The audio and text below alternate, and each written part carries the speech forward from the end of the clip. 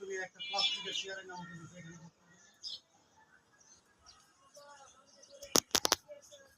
Chair ছাড়া কি থাকবে? নুনান্ত যার পান্তা ফুরায় তার ঘরে তো দামি চেয়ার আশাই করা যায় না। স্বপ্নের মতো কল্পনার মতো এটা রাষ্ট্রপতি চৌধুরীর বাড়ি না। আমি কে? হুয়ায়েন জমিদার রাষ্ট্রপতি চৌধুরী। আমার বাড়ির জি চাকররাও এর চাইতে দামি চেয়ারে বসে। আর তুমি আমার মেয়ে, তুমি আইসে কিনা?